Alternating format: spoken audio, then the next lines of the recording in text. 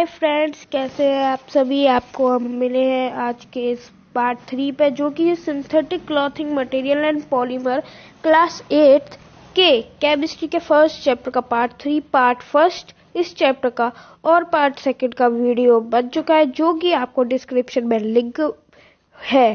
तो आप पहले इस वीडियो से पहले उन वीडियो को देखें जिससे आपको अच्छी नॉलेज गेन हो। तो चलो आज की इस वीडियो को स्टार्ट करते हैं। तो फ्रेंड्स, हमने पिछले वीडियो जो कि पार्ट 2 है, उधर में हमने ये मेलेमाइन, बेकेलाइट, इसकी प्रॉपर्टीज और इसके यूज, इन चारों को क्लियर कर लिया था। अब हमें आज कहाँ से पढ़ना है, जनरल प्रॉपर्टीज ऑफ प्लास्टिक की जनरल प्रॉपर्टीज के बारे में। तो देखो फ्रेंड्स, चलो स्टार्ट करते हैं। although different type of plastic differ in some physical and chemical properties, अलग अलग टाइप की प्लास्टिक की कुछ अलग अलग फिजिकल प्रॉपर्टीज होती हैं, अलग अलग केमिकल प्रॉपर्टीज होती हैं। The following property are common to most of them, ये जो भी प्रॉपर्टीज गिवन है नीचे, ये सारी उन प्लास्टिक्स की प्रॉपर्टी है। तो क्या क्या है, चलो पढ़ते हैं। थर्मल कंडक्टिविटी, अब ये क्या है, थर्मल मीन हीट। थर्मल का मतलब क्या होता है, हीट। प्लास्टिक लाइक बेकेलाइट, जो प्लास्टिक है बेकेलाइट, ये सब आर पुअर कंडक्टर ऑफ क्या, हीट। ये हीट की मतलब गर्माहट की, हीट की पुअर कंडक्टर है। इसका मतलब ये अपने अंदर से हीट को फ्लो नहीं होने देते, ये गर्म नहीं होते। This is why they are used for making handle of cooking container. जो भी हमारी कढ़ाई है, पैन है, उनका कंटेनर का हैंडल बनाने के लिए हम किसका यूज करते हैं, बेकेलाइट का यूज करते हैं। इन रेफ्रिजरेटर्स में to prevent heat from outside to enter inside as plastic foam core. क्या होता है, जैसे देखो रेफ्रिजरेटर में क्या, हमें हीट को अंदर जाने से रोकना है ना, क्यों, हमारा फ्रिज को हमें ठंडा रखना है जिससे हमारी चीजें स्पॉइल ना हो, खराब ना हो। तो हमें क्या करना है, उसके लिए बाहर से हीट नहीं जाने देना है। तो इसके लिए हम बेकेलाइट का यूज करते हैं, जो कि इंसुलेटर है। तो वो क्या करता है, उसको हीट को बाहर जाने से रोकता है। In the thermal innerwear that people wear in extreme winter, extreme winter में जो लोग पहनते हैं उसमें भी कई जैकेट्स वगैरह के ऊपर की लेयर हम बेकेलाइट की बना देते हैं। For making containers and film used in microwave oven, microwave oven में भी इसकी बहुत जरूरत होती है। अब अगला आता है प्रॉपर्टीज इसकी, किसकी, प्लास्टिक की general property. Electrical conductivity, plastic are poor conductor of electricity, जो कि प्लास्टिक है वो इलेक्ट्रिसिटी की भी पुअर कंडक्टर है। This explain why they are used as covering material and electrical appliance, इसलिए हम उसे जैसे plugs, switch, cords, electrical outlet, wiring, electricity की जो भी चीजें हैं उसमें हम प्लास्टिक यूज करते हैं, क्योंकि प्लास्टिक हमने अंदर से इलेक्ट्रिसिटी का फ्लो नहीं होने देती। वो प्लास्टिक जो होती है इलेक्ट्रिसिटी की इंसुलेटर होती है।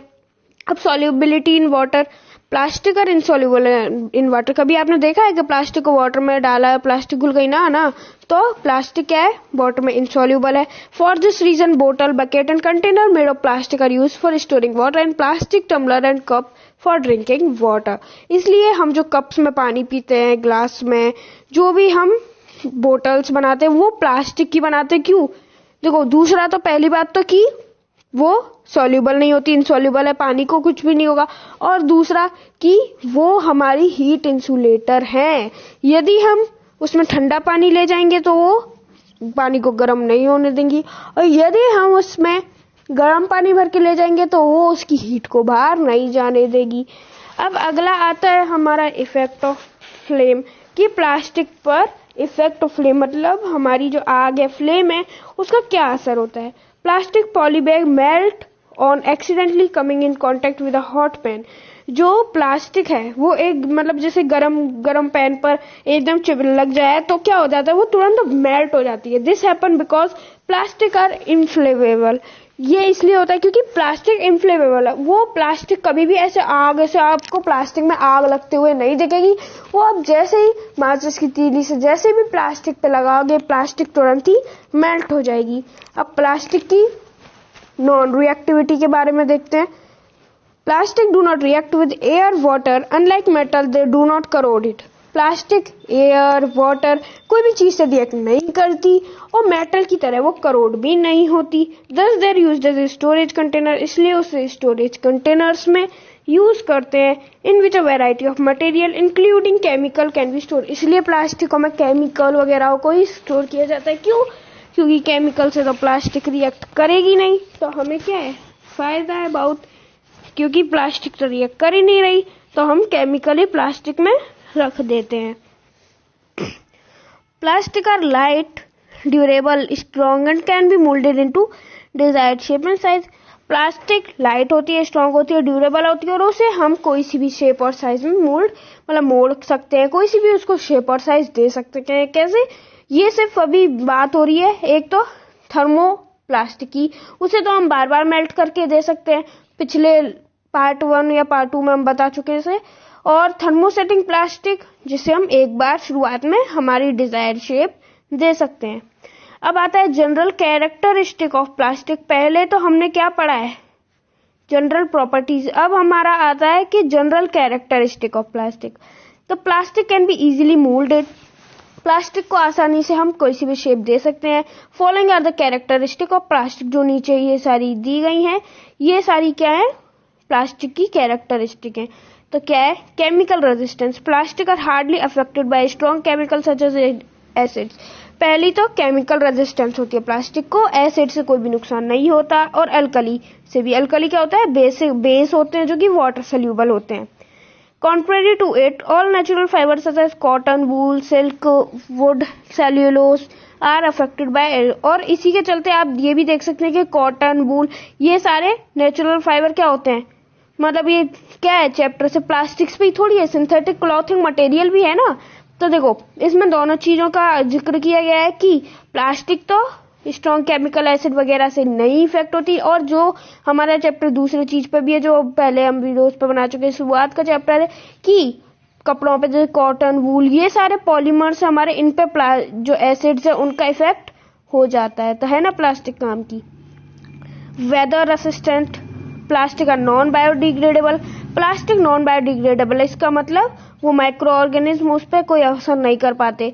दे do not affect by weather unlike natural fibre, उन पे वेदर का कोई भी असर नहीं होता। ऐसा होता है ना कई बार कि बारिश के सीजन में हमारा वूल का कपड़ा, कॉटन का कपड़ा सीलन आ जाती है, मोथ अटैक हो जाता है, लेकिन प्लास्टिक पे ऐसा कुछ भी नहीं होता। क्यों? क्योंकि वो वेदर रेजिस्टेंट है। अब प्लास्टिक लाइट वेट भी है। Plastic material far less as compared to natural fiber materials such as wool and jute. Wool jute के मुकाबले प्लास्टिक बहुत लाइट वेट है। अब टफनेस की बात कर लेते हैं और tensile strength. Plastic can withstand a lot of force without getting broken. For example, a thread of plastic can withstand a lot of weight as compare to a thread of cotton of same thickness. इसका मतलब अगर हम एक धागा plastic का लें और एक धागा कॉटन का ले, तो हमारा कॉटन का तो हमने जब पढ़ा था वहां पे कि 60 सेंटीमीटर 60 ग्राम वे हमारा कर रहा था, लेकिन प्लास्टिक का भी अगर हम 60 सेंटीमीटर का थ्रेड लेते हैं तो वो करीब 100 to 150 ग्राम फोर्स झेल जाएगा। इसका मतलब प्लास्टिक की जो टेंसाइल स्ट्रेंथ होती है वो सारे नेचुरल फाइबर से कई गुना ज्यादा होती है। अब आता है इंसुलेशन के बारे में। Plastic material are far better with respect to heat and electrical insulation, ये हम पढ़ चुके हैं। It is for the same reason that electric fire are covered with plastic insulation rather than cotton और सिल्क इंसुलेशन। इसलिए जो wire होते हैं उनके ऊपर हम कवरिंग करते हैं ना इंसुलेशन के लिए, वो किसकी करी जाती है? प्लास्टिक की, क्योंकि प्लास्टिक भी इंसुलेटर है। Appearance, plastic material are can be made as transparent as glass, plastic को ग्लास जैसा ट्रांसपेरेंट भी बनाया जा सकता है। Furthermore they can be use for making large variety of household product, लेकिन आजकल प्लास्टिक का यूज ज्यादा से घर की चीजों के लिए किया जाता है। अब यूजेस ऑफ प्लास्टिक पे हम पहुंच गए हैं। Plastic can be recycled, plastic को रिसाइकल किया जा सकता है, रीयूज किया जा सकता है, कलर किया जा सकता है, मेल्ट करके दोबारा किया जाता है, मेल्टेड है प्लास्टिक मतलब मेल्ट कर सकते हैं, रोल्ड इनटू थिन शीट, पतली पतली शीटों में करा जा सकता है, और मेड इनटू वायर, और उसके वायर्स भी बनाए जा सकते हैं। thus they find a variety of uses and some of which are listed below। इसलिए प्लास्टिक का बहुत अच्छा यूज है जो कि कुछ यहाँ पे यूज दिए गए हैं, जिसकी पीईटी एक हमारी टाइप की प्लास्टिक है जो कि उसकी फुल फॉर्म होती है पॉली इथाइलिन टेरिलीन, और वो देखो उसका मोनोमर यूनिट क्या है? इथाइलिन ग्लाइकोल एंड टेरेप्थेरिक एसिड, इससे पीईटी बनती है। और इसके यूजेस क्या हैं? Container for microwave oven, microwave cooking, carbonated beverage बोतल एंड अदर फूड कंटेनर, मतलब इसका भी बहुत यूज है माइक्रोवेव वगैरह में। अब अगली हमारी आती है plastic HDPE, high density polythene. ये इसका कौन है? इथाइलिन और इथीन से ये बनती है। For packing strong and corrosive house hold and industrial chemical like bleaches, acid और लिक्विड डिटर्जेंट, इनको रखने में HDPE को, हाई डेंसिटी पॉलीथीन को हम यूज करते हैं। अब अगला हमारा आता है PVC, पॉलीविनाइल क्लोराइड। तो पॉलीविनाइल क्लोराइड है हमारा PVC, जो कि बनता है विनाइल क्लोराइड से, मतलब पॉलीविनाइल क्लोराइड आपको दिखी ना है ना, देखो विनाइल क्लोराइड से बन रहा है और उसके आगे पॉली लगा दिया, तो हमारी प्लास्टिक किससे बनी है? पॉलीविनाइल क्लोराइड से। किसमें यूज आ रही है ये? किसमें यूज आ रही है? PVC pipe for sanitary fitting such as water pipe. Water pipe देखे होंगे ना PVC के बनते हैं, तो वो उसको बनाने में प्लास्टिक ये PVC यूज आ रहा है। अब अगला आता है LDPE, लो डेंसिटी पॉलीथीन। अब आप गौर करोगे कि हाई डेंसिटी पॉलीथीन और लो डेंसिटी पॉलीथीन का मोनोमर एक ही है, कौन? एथाइलिन और इथीन, C2H4। अब ये जो है LDPE, ये किस में यूज आ रही है? Poly bag, grocery bag and packages of frozen food and bread वगैरह के पैकेट्स होते हैं जो भी, ये उसमें LDPE का यूज किया जाता है। अब अगला हमारा आता है PP। PP क्या है? टर्मिनोलॉजीज में पढ़ा था। PP है पॉलीप्रोपाइलीन। अब पॉलीप्रोपाइलीन क्या है? ये बनी होती है पॉलीप्रोपाइलीन की, देखो पॉलीप्रोपाइलीन की बनी है, उसके आगे पॉली लगा दिया तो क्या हो गया? ये प्लास्टिक बन गई। पॉलीप्रोपाइलीन मोनोमर और पॉलीप्रोपाइलीन पॉलीमर। ये किसमें? केचप बॉटल, योगर्ट मतलब दही के कंटेनर्स, मेडिसिन बोतल, ऑटोमोबाइल बैटरी केसिंग, इन सब में क्या PP यूज आती है। PP क्या? PP किट नहीं, पॉलीप्रोपाइलीन। स्टीरीन और विनाइल बेंजीन, ये किसका मोनोमर है? PS, polystyrene. Thermocol, A form of polystyrene, is used for making disposable cup and packaging material for fragile item like computer and television। तो अब हमने ये पढ़ लिया कि कुछ यूजेस प्लास्टिक्स के। अब हमारा यहाँ पे एक और प्लास्टिक आता है जो कि थोड़ा बड़ा था, तो उसको उसमें नहीं इसमें दे दिया, और ये अच्छा भी हमारे लिए है, ज्यादा पढ़ने को मिला, जो कि है टेफ्लॉन। अब ये टेफ्लॉन क्या होता है? Teflon is a brand name of polytetrafluoroethylene, PTFE। Teflon का मोनोमर क्या है? इट्स मोनोमर यूनिट इज, ये किससे बना है? यहाँ पे ये दे दिया और मोनोमर यूनिट के दे दी। अब ये देखो, ये भी एक ही चीज है, किससे बना है? मोनोमर से। मोनोमर यहाँ दे दिया, एक ही चीज लिखी होगी। देखो यहाँ पे भी क्या लिखा है? पॉलीटेट्रा फ्लूरोइथाइलिन, और यहाँ पे भी क्या लिखा है? Tetra ethylene. अब देखो टेट्रा इथाइलिन मोनोमर, उसके आगे पॉली लगा दिया तो क्या बन गया? हमारा टेफ्लॉन बन गया। मतलब टेफ्लॉन का ही दूसरा नाम है हमारा polytetraethylene, tetrafluoroethylene. Teflon coating are widely used in non stick cooking pan. इसको जो हमारे नॉन स्टिक कुकिंग पैन है, और जैसे डोसा पैन, उन सब में यूज किया जाता है। Other cookware, Teflon does not stick to material easily and has a highly melting point which make it effective for use in pan and in easy cooking and cleaning. Teflon is a type of plastic discovered by US based on the company DuPont in 1938। अब देखो जो Teflon है वो pan बनाने में use किया जाता है। क्यों किया जाता है? वो क्या है? आसानी से उस पर कोई भी चीज चिपकती नहीं है। एक तो उसका मेल्टिंग पॉइंट बहुत हाई होता है, इसमें मतलब तवा हम कई बहुत देर तक गैस पर रखे रहेंगे, उस पर कुछ भी असर नहीं पड़ेगा। उसका मेल्टिंग पॉइंट बहुत ज्यादा हाई है, मतलब वो बहुत ज्यादा टेम्परेचर देने पर ही पिघलेगा, इसलिए हम उसे पैन बनाने में यूज कर सकते हैं। और उसकी दूसरी जो खासियत है, जिस खासियत की वजह से हम उसे लगाते हैं पैन वगैरह में, तो वो है हमारी उसकी नॉन स्टिक, कि वो नॉन स्टिक होता है। हम डोसा वगैरह कोई भी सिंपल एल्यूमिनियम के तवे पे बनाते तो वो चिपक जाते हैं, लेकिन अगर हम नॉन स्टिक पे बनाएंगे तो वो नहीं चिपकेंगे। क्यों? क्योंकि ये नॉन स्टिक है, ये अपने ऊपर कोई भी चीज को चिपकने नहीं देता। और Teflon is a plastic discovered, ये किसने डिस्कवर किया है इस प्लास्टिक को? US based company DuPont company ने, जो कि 1938 में इसे डिस्कवर कर लिया गया। लेकिन जब इतना इसका यूज नहीं रहा, आजकल इसका बहुत यूज है, हर जगह नॉन स्टिक कुकिंग पैन ही यूज आ रहे हैं। अब देखो आपको लगेगा कि देखो यहाँ पे पढ़ते हैं, ऑल्दो प्लास्टिक कैच फायर, आपको लगेगा कि प्लास्टिक तो आसानी से फायर कैच कर लेती है, लेकिन yet there are some fireproof synthetic plastic, लेकिन कुछ ऐसी भी प्लास्टिक हैं जो फायर प्रूफ है ना चंबे वाली बात।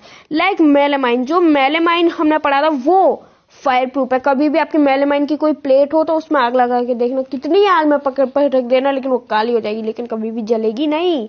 विच are use to coat the uniform of fireman which make them fire resistance, इसलिए जो फायरमैन होते हैं, जो मतलब आग बुझाते हैं फायरमैन, उनके यूनिफॉर्म को प्लास्टिक से ही कवर किया जाता है, जो कि होती है मेलामाइन, जिससे उनको बहुत ज्यादा प्रोटेक्शन मिलती है।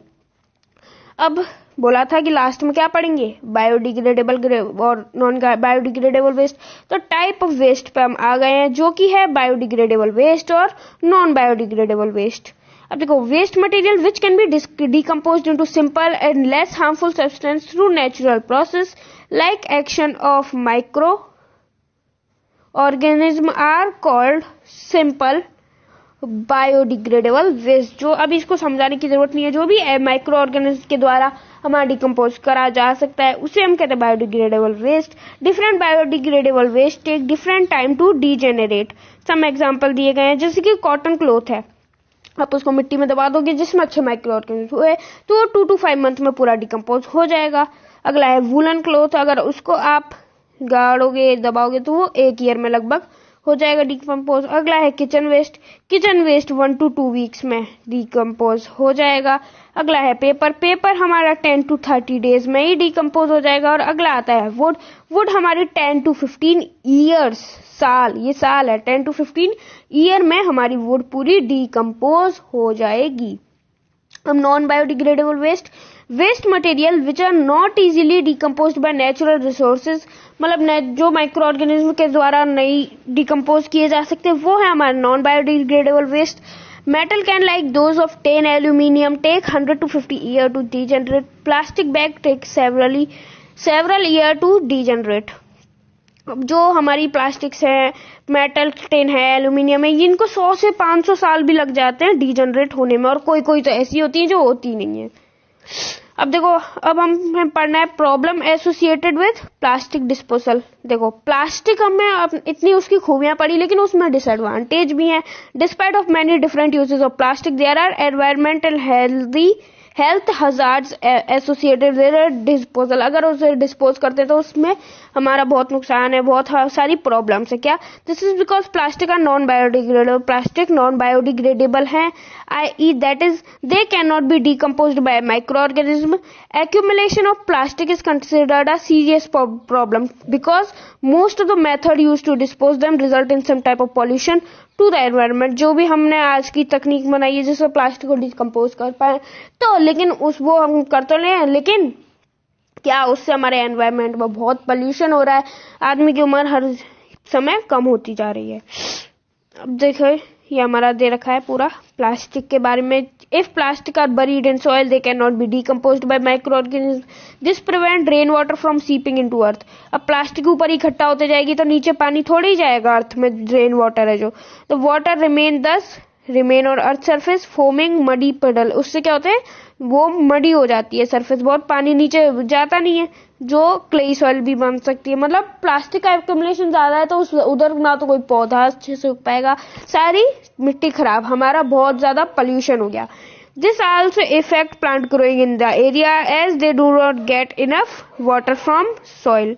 अब अगला आता है plastic wave may end up in literally road side, मतलब रोड साइड है उधर भी प्लास्टिक वेस्ट कलेक्ट हो जाते हैं, जो कि फ्लोटिंग इन लेक स्ट्रीम इनमें चले जाते हैं। They provide home for many disease causing germ. अब हम जब उन्हीं पैरों से घर में आते हैं तो वो क्या होता है, बहुत हमारे कॉजिंग जर्म्स से बहुत ज्यादा घर खराब हो जाते हैं, हमें जर्म्स आ जाते हैं, तो क्या हम बीमार हो जाते हैं। When waste are dumped in water, जो प्लास्टिक है जब हम उसे वाटर में डंप करते हैं, they result in water pollution होता है। They also pose a threat to aquatic life, उससे एक्वेटिक लाइफ है, फिशेज वगैरह, उनको भी काफी नुकसान पहुंचता है। Toxic substance present in plastic cause cause death और reproductive failure in fish and other aquatic system. उनसे क्या होता है, कईयों की डेथ हो जाती है, क्योंकि प्लास्टिक में क्या है, हमने किससे बनाया, मोनोमर से, जो कि केमिकल्स हैं, तो अब उनसे नुकसान बहुत है। When plastic are burned, they produce toxic gas and smoke that cause air pollution. जब भी प्लास्टिक बर्न होती है तो उससे ऐसी ऐसी हार्मफुल गैसेस निकलती हैं जो कि क्या, बहुत एयर पोल्यूशन करती हैं। The plastic carelessly thrown air, जो हम रोड पे फेंक देते हैं, they are responsible for death of many animal specially cow. हमारे ऐसे गायों की बहुत डेथ हो रही है प्लास्टिक से। The animal in the process of eating food swallow material like plastic bag and wrapper of food which choke their respiratory system और fauna living in their stomach leading to their death. क्या होता है, जैसे ही वो खाने में plastics खा जाती है काउस, फिर उनका जो रेस्पिरेटरी सिस्टम होता है वो चोक हो जाता है, जाम हो जाता है, अनफॉर्मल लिनिंग, और उनके स्टोमक में एक तरह की लेयर बन जाती है जो कि उनके डेथ का कॉज होती है। अब ये प्लास्टिक का हमें बताया गया है कि ये पूरा रिड्यूसिंग के ऊपर दिया है। 5R प्रिंसिपल है ना, 5R प्रिंसिपल क्या है, हमें प्लास्टिक को रिड्यूस करना चाहिए, कम यूज करना चाहिए, रीयूज करना चाहिए, दोबारा उसको जैसे एक बार यूज कर लिया फिर दोबारा उसी प्लास्टिक को रीयूज करना चाहिए, रिसाइकिल करना चाहिए, रिकवर करना चाहिए फट गई तो दोबारा, और रीफ्यूज, उससे हमें मना करना चाहिए। तो ये हमें गवर्नमेंट ने 5R प्रिंसिपल दिए हैं कि हो सके तो रिड्यूस करो, वो नहीं हो सके तो रीयूज करो, ना हो सके तो रिसाइकिल करो, रिकवर करो और रिफ्यूज करो। इससे क्या होगा, हम बचे रहेंगे, अच्छे रहेंगे। तो ये पूरा 5R प्रिंसिपल के ऊपर दिया गया है। अब देखो आपको कौन सी प्लास्टिक यूज करनी चाहिए, जो भी पड़ी है, PTFE, HD, PTFE क्या है, वही टेफ्लॉन, HDPE, फिर LDP, PP, PS, और भी ये सब क्या है दे रखे हैं कि हमें ये तो ग्रीन कलर से जो है वो तो सेफेस्ट चॉइस। अगर आप HDPE प्लास्टिक यूज कर रहे हो कोई बात नहीं, कर सकते हैं, वो जल्दी से डिकम्पोज हो जाती है। अगर आप कोई है PS, पॉलीस्टीरीन, ये प्लास्टिक यूज करो तो ये बिल्कुल भी डिकम्पोजेबल नहीं होती, अवॉइड, इसको तो बंद ही कर दो। ऐसे जो ग्रीन वाली प्लास्टिक है उनको आप यूज कर सकते हो, लाल वाली को मत करो और येलो वाली को कॉशन, मतलब कम यूज करो। तो ये गवर्नमेंट ने गाइडलाइंस दे रखी है और ये हमें करना भी फॉलो चाहिए। तो फ्रेंड्स आज की वीडियो में इतना ही। चैनल को सब्सक्राइब करें, मजाक कर रहा हूँ फ्रेंड्स, चैनल को सब्सक्राइब करें आप नए हैं तो, और पुराने हैं तो सब्सक्राइब ही रहने दें, सिर्फ वीडियो को लाइक कर दें। तो फ्रेंड्स मिलते हैं आपको अगले ही चैप्टर में, अगले ही सब्जेक्ट के क्लास 8 के ही। तो और आपको किसी चैप्टर में डाउट हो तो बताएं हमको कि किस चैप्टर में डाउट हो, आपको उस चैप्टर को सबसे पहले लेके आएंगे। तो फ्रेंड्स चलो बाय बाय।